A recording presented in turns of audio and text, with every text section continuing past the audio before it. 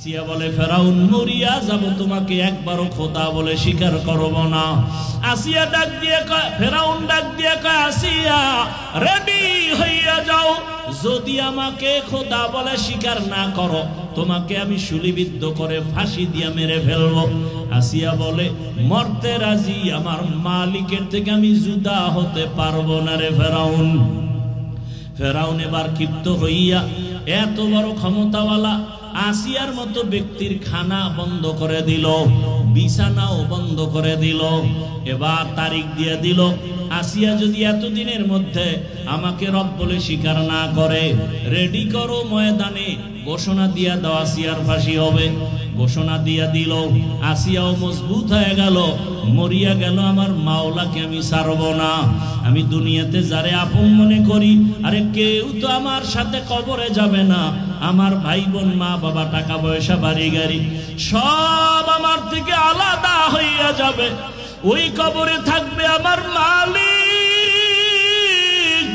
ওই আল্লাহকে নিয়েও যদি কবরে যেতে না পারি আমার উপায় কি হবে? আসিয়া চোখের পানি ছেড়ে আল্লাহর কাছে কান্না করে, আজকে তারিখ হয়ে গেল আসিয়ার শুলিবিদ্ধ ফাঁসি হবে। আসিয়াকে যখন হাতে পায়ে রশি লাগাইয়া ফাঁসির মঞ্চে নিবে যাচ্ছে, আসিয়া চোখের পানি ছেড়ে কাঁদতেছে।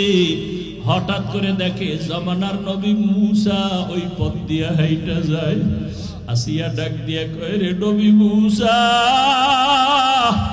আপনি জানেন নি আমি আসিয়ার খবর কি?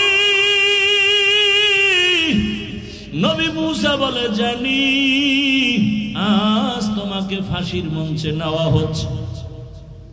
আসিয়া ডাক দিয়ে কয়, নবী মূসা, আপনি তো তুর পর্বতে যান, আমার মাওলার সাথে মাঝে মাঝে কথা বলেন, আমাকে একটু বলবেন না আমি যে এখন মরতে যাইতেছি, আমার মাওলা এই মুহূর্তে আমার উপরে বেজার না খুশি?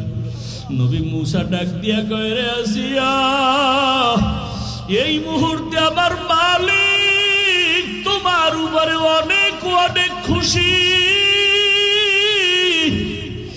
আসিয়া এই কথা শুই না আসমানের দিকে তাকায় একটা চিৎকার দিছে কোরআনের আয়াত। আসিয়া ডাক দিয়া বলে, ক্বালাত রব্বি বিনিলি ইনদাকা বাইতান ফিল জান্নাহ, ও দয়ার মালিক তাকাইয়া দেখো, এত ক্ষমতা এত টাকা সব আমি ফেলে দিলাম, আরামের ঘুম আমারে দিল না, খানাও আমারে দেয় নাই, আমি তোমার জন্য এত ধৈর্য ধারণ করেছি, এত বড় ক্ষমতাওয়ালার ঘরে থাইকাও আমি ঘুমানোর মতো একটু জায়গা পাই নাই, এত বড় টাকাওয়ালার ঘরে থাইকাও খানা পাই নাই, এখন আমার ফাঁসি হাজার হাজার মানুষ দেখার জন্য আছে। ও আল্লাহ, বিদায় বেলা আমার কলিজার একটা দাবি, জান্নাতে তোমার পাশে একটা ঘর বানাইয়া দিও। ও আল্লাহ, তোমার পাশে একটা জান্নাতে ঘর বানাইয়া দিও। আসিয়া এই দোয়া করিয়া হঠাৎ করে কিছুক্ষণ আসমানের দিকে তাকাইয়া কান্না বন্ধ করে হাসা শুরু করলো। ফেরাউন বলে, এতক্ষণ কান্না করেছো, এখন মরণকালে আবার কেন হাসো? আসিয়া কয়, ফেরাউন তোর কপাল খারাপ, তুই দেখো না বুঝো না, বিদায় বেলা আমার মালিক আমার অন্তর চক্ষু খুলে দিয়েছে, আমারে ঘুমানোর জায়গা দাও নাই, খানা দাও নাই, আমি মালিকের কাছে একটা জান্নাতে ঘর আমি চাইছি, আল্লাহ আমার অন্তর চক্ষু খুলে দিয়েছেন। আমি তাকাইয়া দেখি সেই জান্নাতের ঘরের ছবি, আর আমি দেখি লক্ষ লক্ষ ফেরেশতারা আমাকে নেওয়ার জন্য অপেক্ষায় আছে আসমানে।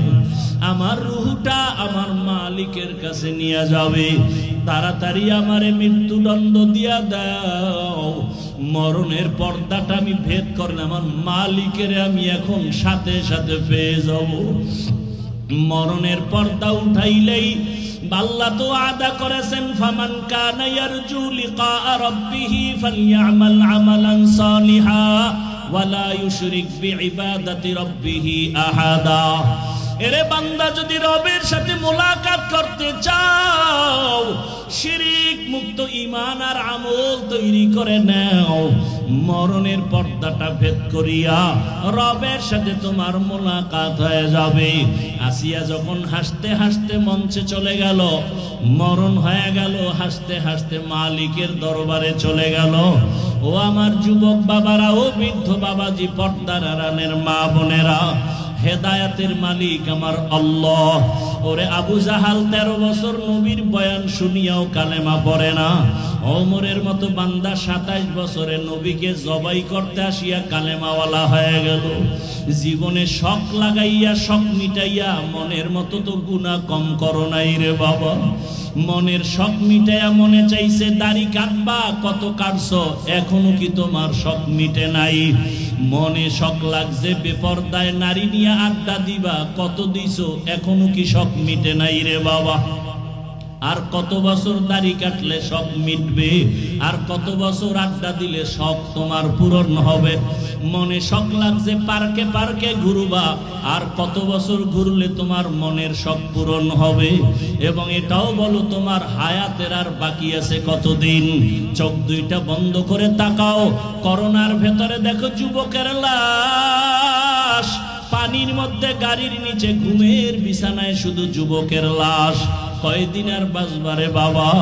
এখনো কি তওবা করবা না?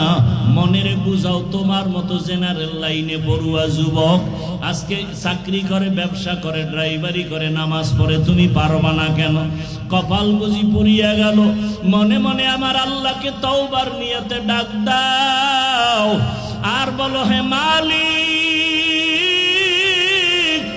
এই ময়দানে আমার মতো গুনাহগার কেউ নাই। গুনার কারণে হাত না পাক, চোখ না পাক, জিহ্বা না পাক, অন্তর না পাক। ও আল্লাহ, তুমি জানো এই হাতের দ্বারা কত গুনাহ করেছি, চোখের দ্বারা কত গুনাহ করেছি, জবানের দ্বারা কত গুনাহ করলাম। আজকে থেকে তওবা করে নিলাম, মরিয়া গেল আর গুনাহ করব না, দাড়ি কাটবো না, নামাজ ছাড়বো না, বেপরদায় চলবো না, মা বাবার দোয়া নিয়ে চলবো, শিক্ষকের দোয়া নিয়ে চলবো, উলামায়ে কেরামের পরামর্শ নিয়ে নবীর তরিকায় চলবো। তওবা করার মতো যদি অন্তর তৈরি হয়, মুনাফিকি না থাকে, খাঁটি তওবার নিয়ত যাদের আছে, দুটো হাত আমার আল্লাহকে দেখাইয়া দাও। আয় আল্লাহ, হাতগুলো কবুল করে নেন, তওবা কবুল করে নেন, তওবার উপরে মজবুত হইয়া চলার তৌফিক দান করেন, আমিন। আলহামদুলিল্লাহি রাব্বিল আলামিন, والصلاة والسلام على سيد الأنبياء والمرسلين وعلى آله وأصحابه أجمعين يا أرحم